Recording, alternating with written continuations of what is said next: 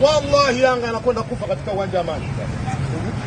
Anakwenda kufa kwenye uwanja wa Amani sana. Kama anaongea rais, mtu ambaye amefunga mara 6 mfululizo. Hiyo ni historia. Na hii leo nataka niweke sawa sawa. Simba na Yanga kila mmoja na historia yake. Sisi tumepiga Yanga mara 5 mfululizo. Kaangalieni historia 2004 mwezi wa 7. Goli la Yanga anafunga Pichu Kongo. Goli la Simba anakwenda kufunga Shabani Kisiga. Goli la Simba anakwenda kufunga nani? Ulimboka Makinge. Miaka 5 tumezungumza hiyo. Hatuzungumzii historia hapa. Hapa tunazungumzia uhalisia kwenye mechi ya Jumapili.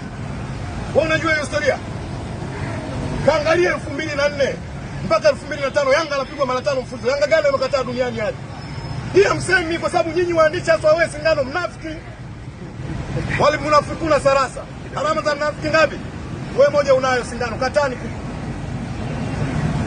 Naenda kukutana na Depu, mashini ya mabao. Wanasema hiyo mechi hapo hata salama. Sisi. Na naomba waandishi wa habari watafuteni watu wa Yanga siku. Tuweke mdahalo kila mmoja akaizungumzia historia yake. Leo waandishi mmeshika, mmefungwa mara 5, mmefungwa mara 6. Wao hawajapigwa hizo mara. Hawajapigwa. Mimi nakupa